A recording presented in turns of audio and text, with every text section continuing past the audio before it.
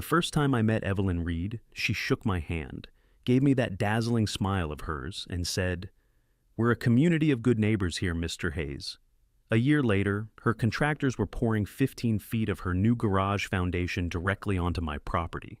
Turns out, her definition of a good neighbor was someone who didn't mind giving up their backyard without a fight. She was about to find out I wasn't that kind of neighbor. Let me back up. My name is Arthur Hayes. Most folks just call me Art. For 45 years, I was an architect. I lived in a world of blueprints and building codes, a world where every line had a purpose and every angle was a promise. When my wife passed and the silence in our big city house became too loud, I sold it. I bought a modest, well-built home in a community called Lakeside Meadows. It was managed by a homeowners association, an HOA, which at the time seemed like a guarantee of the one thing I craved: order. I wanted my golden years to be quiet. I wanted to read my books, tend to my small garden, and watch the sun set over the lake without a lick of drama.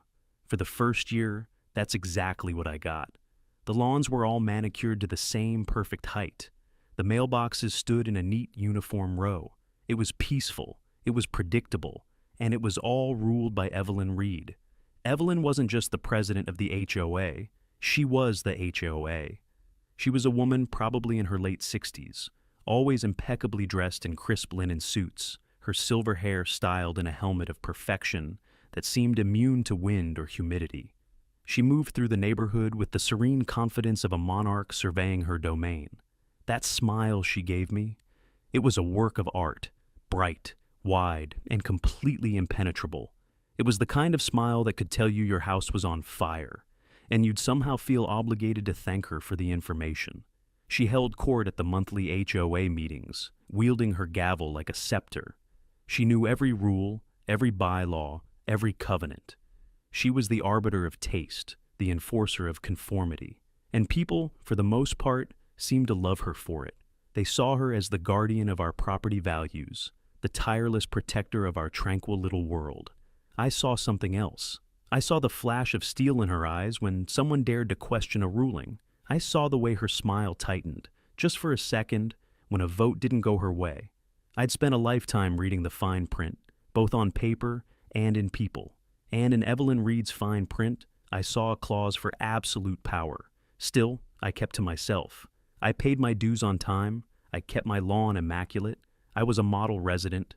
Her kingdom didn't affect my patch of earth, so I let the queen have her reign, until the day her kingdom invaded mine. It started with noise, the deep rumble of a cement truck, the high-pitched whine of power saws, the rhythmic thump, thump, thump of hammers. It was coming from her property, right on the edge of our shared boundary line, a line that was clearly marked by a row of old, sturdy azalea bushes I'd planted myself. I didn't think much of it at first. People do renovations. It's their right. I just closed my study window and turned up the volume on my classical music. But the noise went on for days, then weeks. The sheer scale of it started to feel substantial. One Saturday morning, coffee in hand, I decided to take a closer look. I walked to the edge of my backyard, stopping just before the azaleas, and my heart did a slow, heavy turn in my chest. This wasn't a simple patio extension. Over on her side, a massive foundation had been poured, a concrete slab easily the size of a two-car garage. Workers were framing walls, raising trusses. It was a structure of significant size. But that wasn't what made the coffee go cold in my hand. It was the location. The edge of that new concrete slab wasn't just on the property line. It was well past it. It had swallowed my azalea bushes whole. The fresh gray concrete stretched deep into my yard, a brutalist scar on my green lawn. My mind, the architect's mind, started calculating.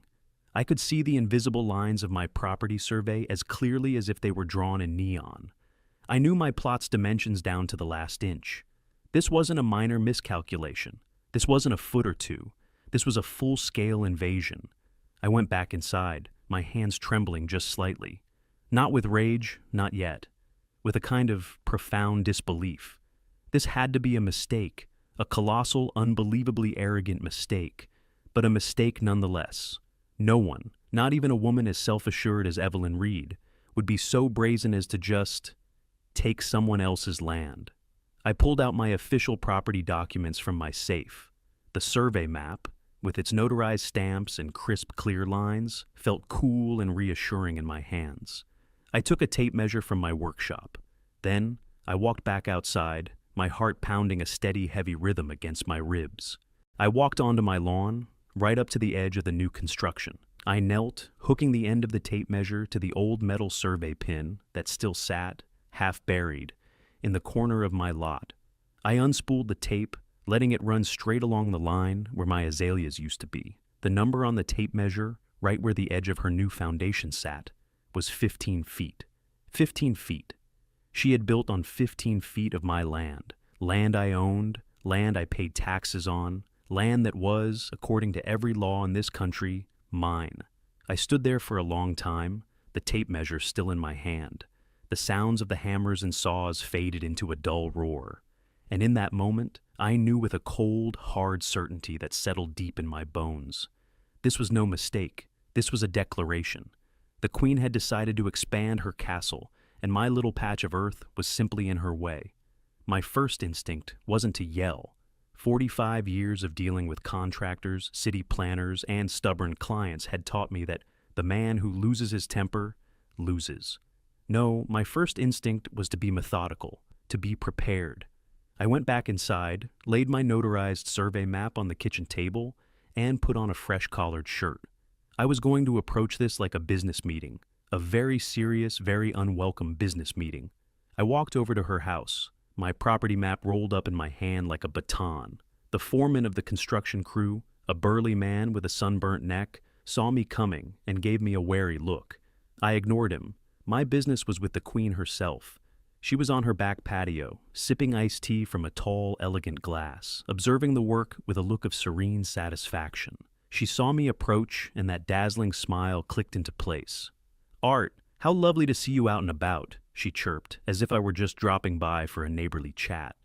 "Evelyn," I said, my voice calm and even. "We have a problem." I unrolled the map on her pristine glass patio table. I pointed to the clear black line that marked the boundary between our properties. Then I pointed to the fresh concrete slab, now just 50 feet away from us.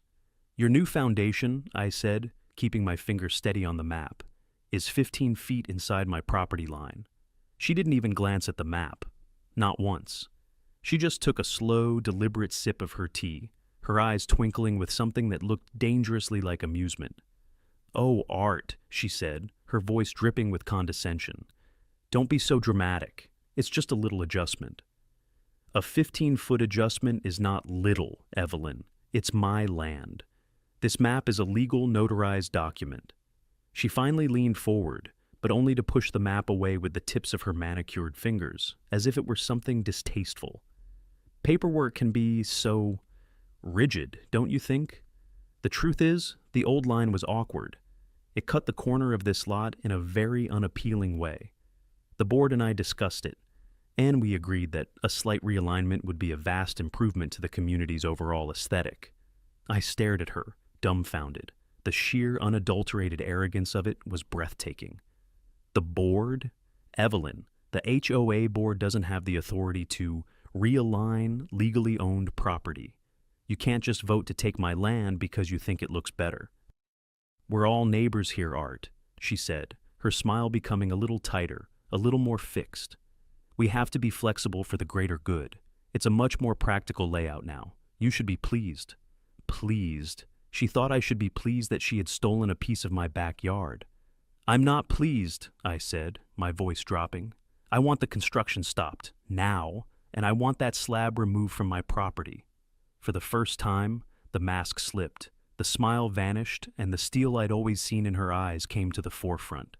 "That's not going to happen," she said, her voice flat and cold. "The project has been approved. The concrete has been poured. It's done." She stood up, signaling the end of our conversation. "You're making this far more complicated than it needs to be, Art.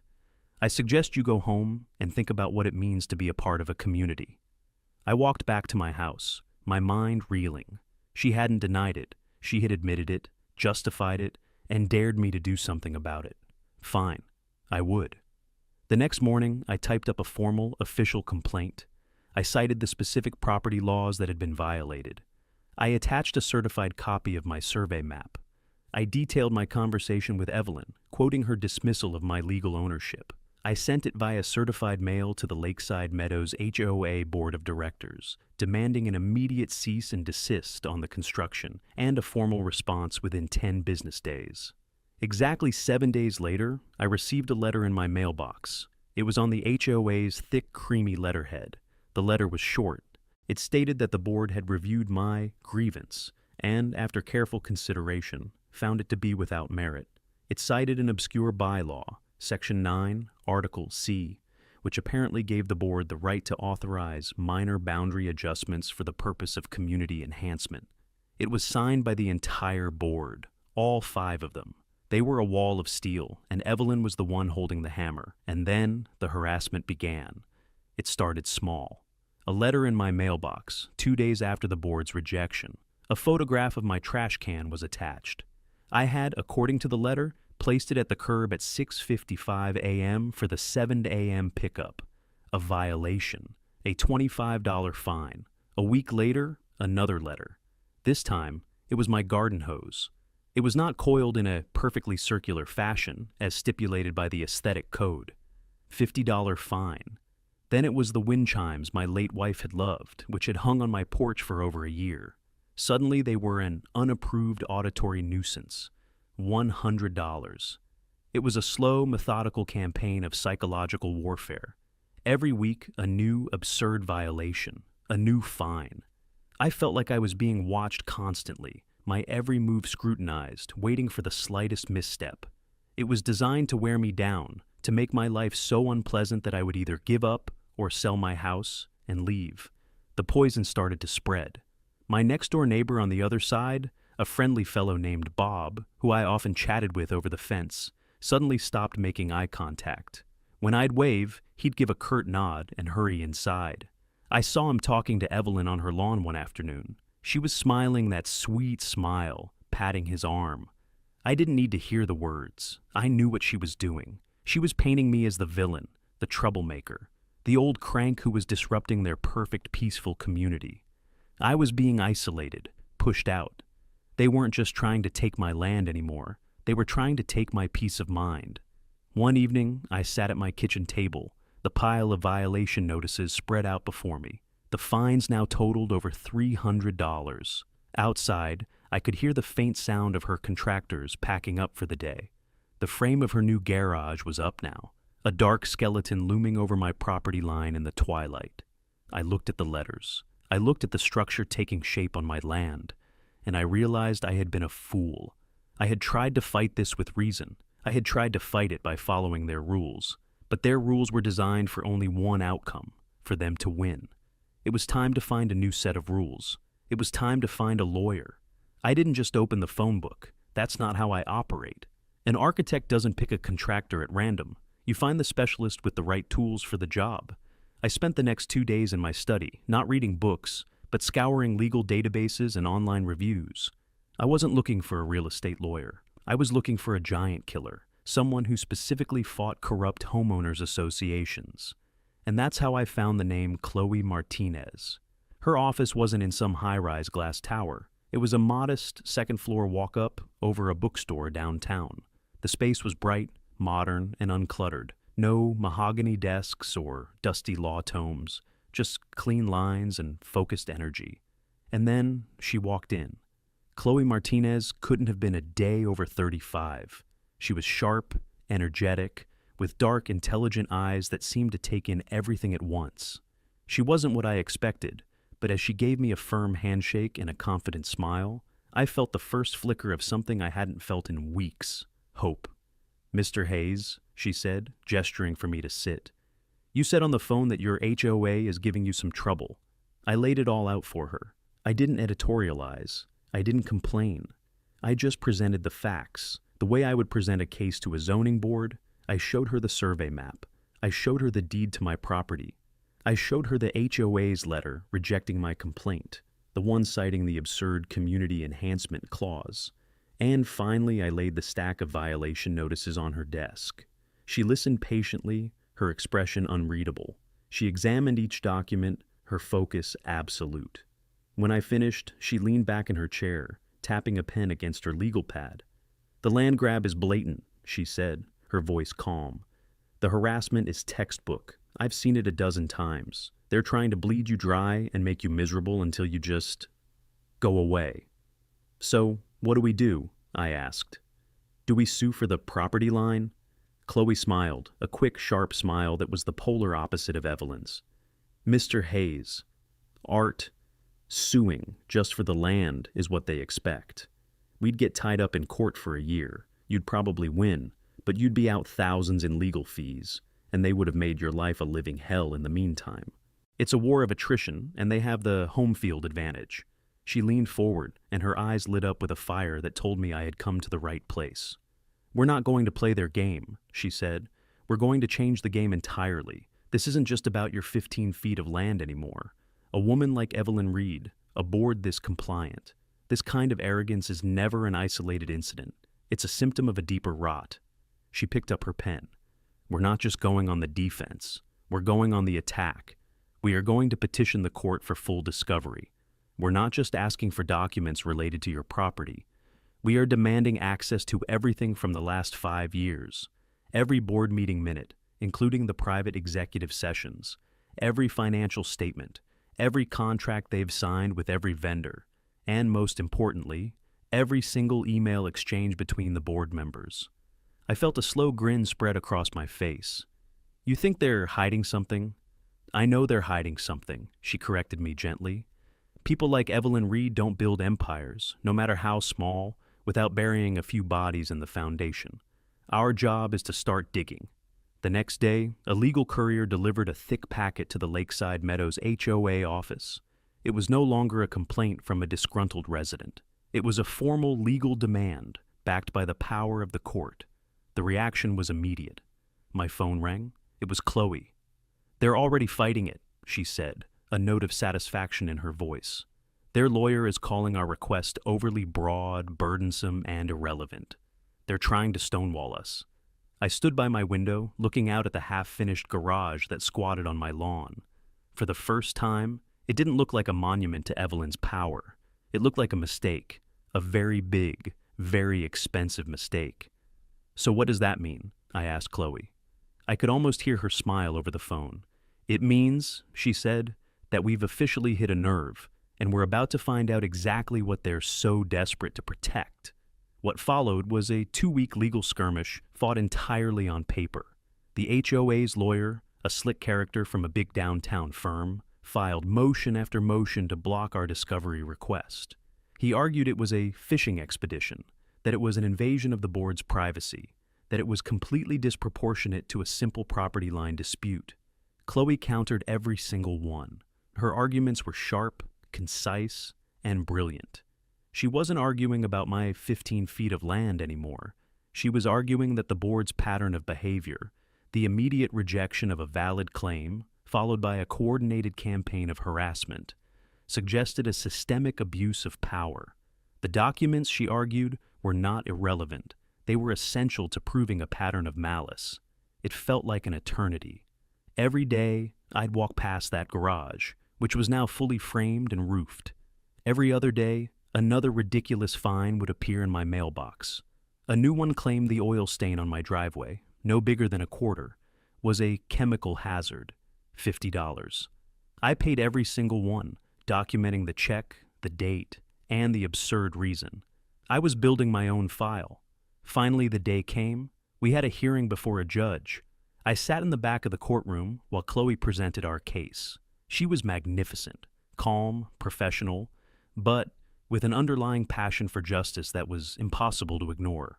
The HOA's lawyer was smooth and condescending, but the judge, a no-nonsense woman in her 60s, wasn't impressed by his charm.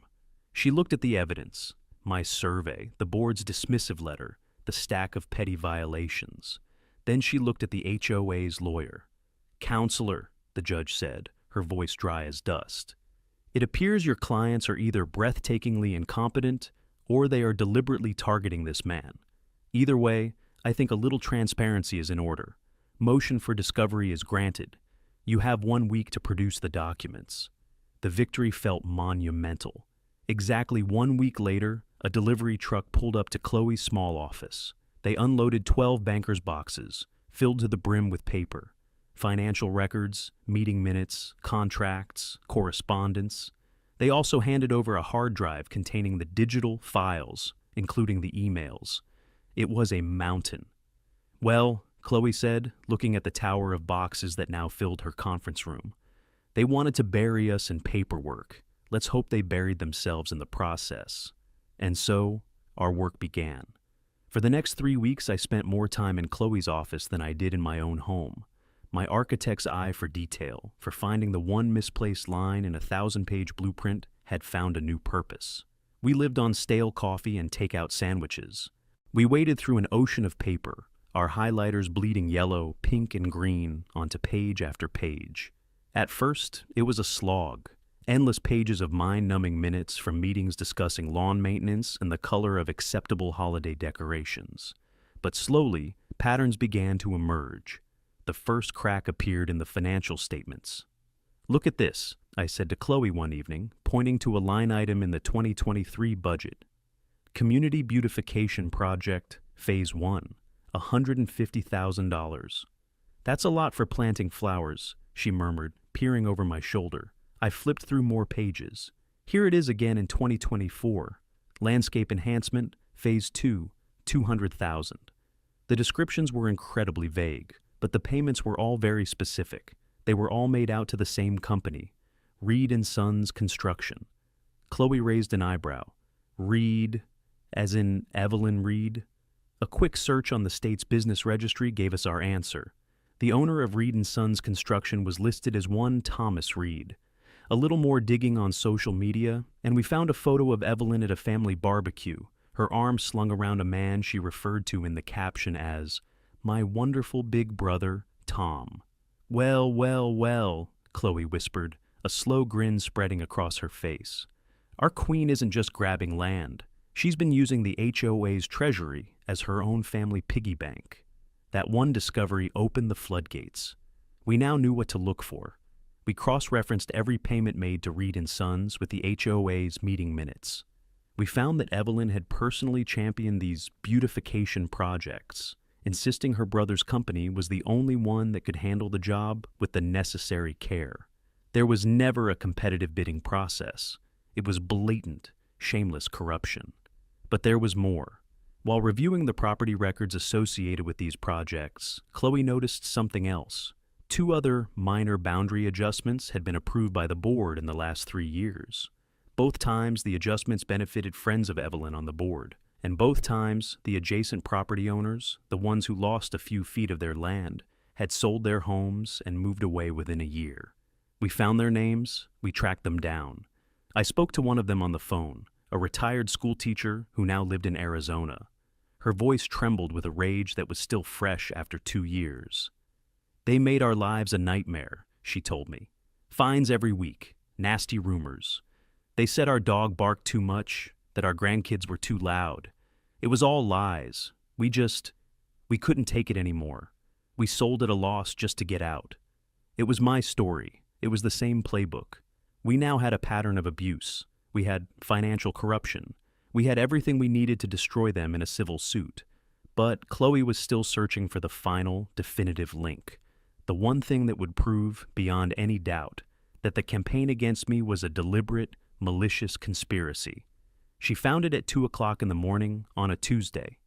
I had gone home to get a few hours of sleep, but she had stayed, fueled by coffee and a righteous fury. My phone buzzed on my nightstand. It was a text from her. I found it. The smoking gun. "Get down here." When I arrived, she was sitting in the quiet, empty office, her face illuminated by the glow of her computer screen. She didn't say a word. She just pointed. On the screen was an email.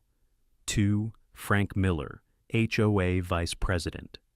From Evelyn Reed. Date 3 days after I filed my initial complaint. Subject, the Hayes problem. The email read, "Frank, as we discussed, the Hayes complaint needs to be handled decisively. The garage project cannot be delayed. I need you to instruct the Architectural Review Committee to start enforcement immediately. Be creative. Lawn, paint, noise, trash. I don't care what it is. We need to make his life so unpleasant that he either gives up this foolish crusade or decides to sell. We need to send a message that this kind of behavior will not be tolerated in our community. Let's make sure he gets it, loud and clear.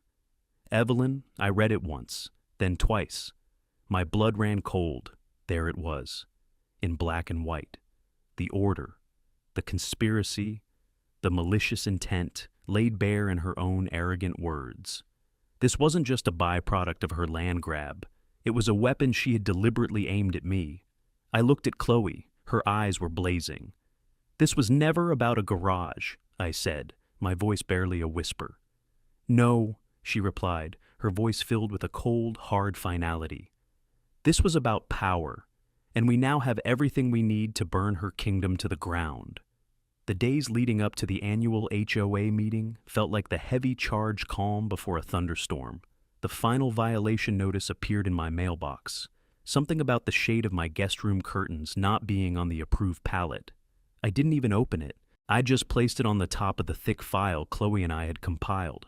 It was Exhibit A in a case that was no longer about curtains or property lines, but about the soul of our community. We didn't file the lawsuit immediately. That wasn't Chloe's plan. A lawsuit would be a quiet, slow-moving affair fought by lawyers in empty courtrooms. Chloe wanted something more. She wanted a public reckoning. Evelyn's power comes from the perception of the community, she had explained to me in her office. The boxes of evidence now neatly labeled and stacked against the wall. They see her as their protector. We have to show them who she really is, all at once. We have to do it on her stage, in front of her subjects. Her stage was the Lakeside Meadows Community Clubhouse. The night of the annual meeting, the room was packed. It was the only meeting of the year most residents bothered to attend. The one where they voted on the new budget and elected board members. The air was thick with the smell of cheap coffee and a kind of forced suburban pleasantry. I found a seat in the back row. Chloe sat beside me, a slim leather briefcase on her lap. She looked calm, composed, but I could see the focused intensity in her eyes. She was a gladiator waiting for the gates to open. Evelyn and her board sat at a long table at the front of the room, facing the crowd. She was in her element. She wore a sharp cream-colored suit, looking every bit the benevolent leader. She smiled, she laughed, she called residents by their first names. Her vice president, Frank Miller, a portly man with a nervous sweat on his upper lip, sat to her right, nodding along to her every word like a bobblehead doll. The meeting droned on with the usual business, the treasurer's report, the landscaping committee's update. I could feel the tension coiling in my stomach. I saw neighbors who had once been friendly now, giving me wide berth, their eyes sliding away if I happened to look in their direction. The poison had worked. In this room, I was the pariah. Finally, Evelyn tapped her gavel. "And that brings us to the final item on our agenda," she said, her voice smooth as silk. "New business and open comments from the floor." Her eyes scanned the room, and then, as if by accident, they landed on me. Her smile was a mask of polite concern. "I see Mr. Hayes is with us tonight," she said, her voice amplified by the microphone. A low murmur went through the crowd. "Mr. Hayes, I know you've had some disagreements with the board's recent decisions. We believe in transparency here. Perhaps you'd like to share your concerns with your neighbors. It was a trap, a public ambush. She wanted me to stand up, to sound like a bitter, angry old man complaining about his lawn. She wanted to humiliate me. I didn't move. I just looked at Chloe. Chloe stood up, her movements fluid and confident. "Thank you, Madam President," she said, her voice clear and strong, cutting through the murmuring. "My name is Chloe Martinez. I am legal counsel for Mr. Arthur Hayes. And yes, we would like to address the community." A hush fell over the room. The word legal counsel changed the air completely. Evelyn's smile faltered for just a fraction of a second. This wasn't part of her script. Chloe walked to the front of the room, carrying her briefcase. "We won't take up much of your time," she said, addressing the crowd. "We just have a short presentation." She opened her briefcase and pulled out a small, powerful projector and a laptop. Within a minute, she had it set up, aimed at the large white screen behind the board's table. The faces of Evelyn and her board were suddenly illuminated by the bright, blank square of light. They looked like startled deer. As many of you know, Chloe began, Mr. Hayes has been in a dispute with the board regarding the new structure being built on Mrs. Reed's property. The board has maintained this is a minor issue. We are here tonight to show you that this is not a minor issue. It is, in fact, the tip of a very large, very corrupt iceberg. The first image flashed on the screen. It was my survey map, the property line clearly marked in red. Next to it was an aerial photograph of the garage, showing the 15-foot encroachment. This is Mr. Hayes's land, Chloe said simply. Stolen in plain sight. Evelyn grabbed the microphone. This is a private matter, and this is not the proper forum. I believe it is the perfect forum, Chloe interrupted, her voice unwavering, because this isn't just about Mr. Hayes. The next slide appeared. It was a list of payments, large payments, all from the Lakeside Meadows HOA account, and all made to one company, Reed & Sons Construction. Over the last 3 years, Chloe's voice narrated, your HOA has paid over $400,000 of your dues to a company owned by Thomas Reed, Evelyn Reed's brother. A collective gasp went through the room. People started turning to their neighbors, whispering. Frank Miller, the vice president, began to look physically ill.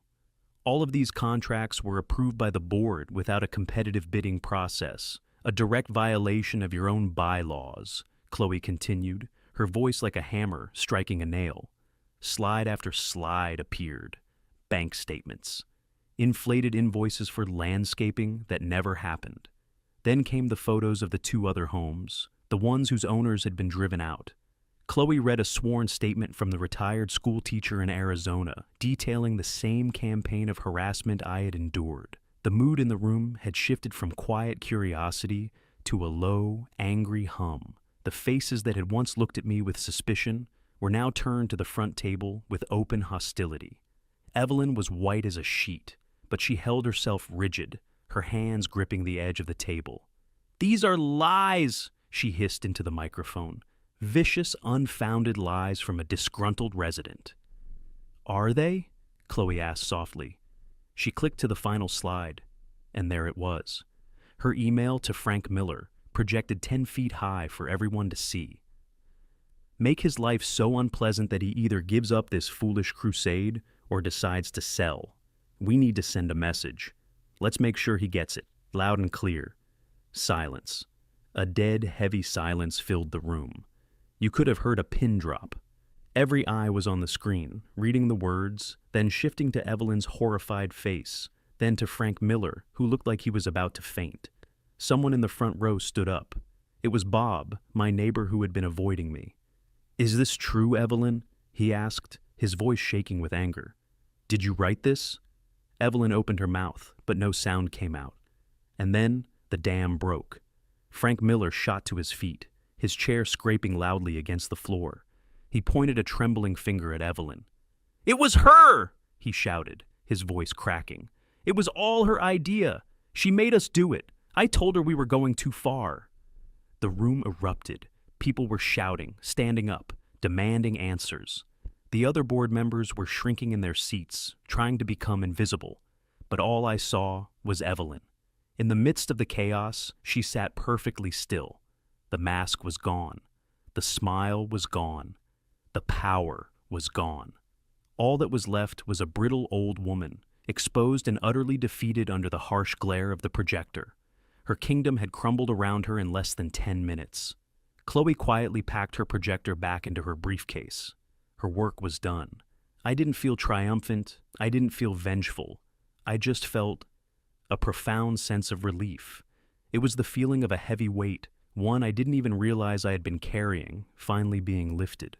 Not just from my shoulders, but from the shoulders of everyone in that room.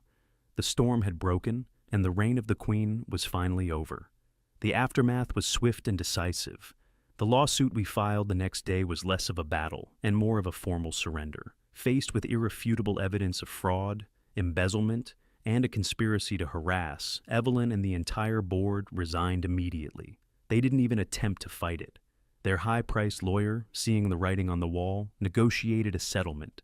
The terms were ironclad. The HOA's insurance, after a great deal of pressure, paid for my legal fees and a significant sum in damages for the harassment. The board members involved were personally liable for repaying the money Evelyn had funneled to her brother's company. And, most satisfyingly, the settlement stipulated that Evelyn's illegal garage was to be demolished at her own personal expense within 30 days. But the civil suit was only the beginning. The district attorney's office, tipped off by Chloe, launched their own investigation into the financial fraud. Last I heard, Evelyn and her brother were facing felony charges. Her beautiful house, the one she lorded over us from, now has a large "for sale" sign on the lawn. The Queen was in exile. A week after the settlement was signed, a demolition crew was scheduled to arrive. But something funny happened. The evening before, my neighbor Bob, the one who had been avoiding me, knocked on my door. He was holding a crowbar. "Art," he said, his face etched with embarrassment. "I feel like a fool for believing her. I was wondering if maybe you could use an extra hand tomorrow." By the next morning, it wasn't just Bob. A dozen neighbors, men and women, I had only ever exchanged polite nods with, showed up in my yard. They brought sledgehammers, wheelbarrows, and coolers filled with water and beer. They weren't going to let Evelyn have the last word by simply paying someone to clean up her mess. This was personal. We tore that garage down ourselves, piece by piece. Every stud we ripped out, every nail we pulled, felt like an act of liberation. We were dismantling more than just a building. We were tearing down the monument to her arrogance.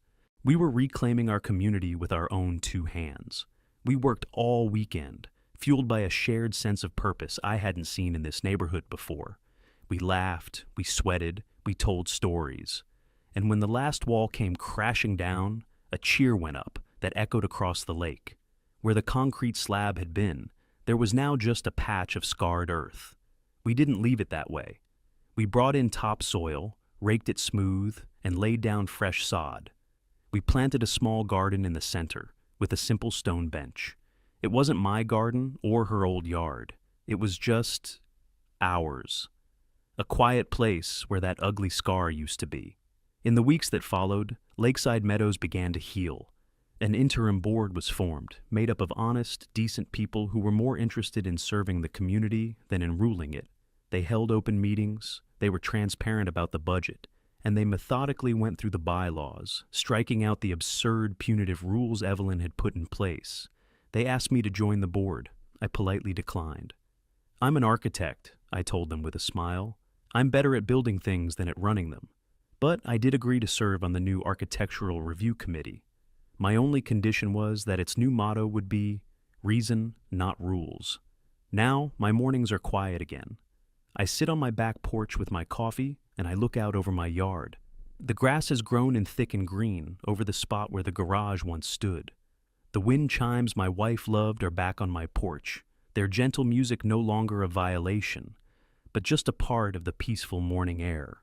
I don't hate Evelyn Reed. I don't waste my energy on that. I just see her as a cautionary tale, a story about how power, even on the smallest scale, can corrupt, and how silence in the face of that corruption is a kind of poison. I learned something through all of this. I came here seeking order, but what I found was that true order isn't about rigid control or perfect uniformity. It's about respect. It's about fairness. It's about knowing where the lines are and having the courage to stand your ground when someone tries to cross them. My name is Art Hayes. I'm a retired architect who just wanted a little peace and quiet. Instead, I got a war. But in fighting it, I found something I didn't even know I was looking for. A community. And a damn good one at that.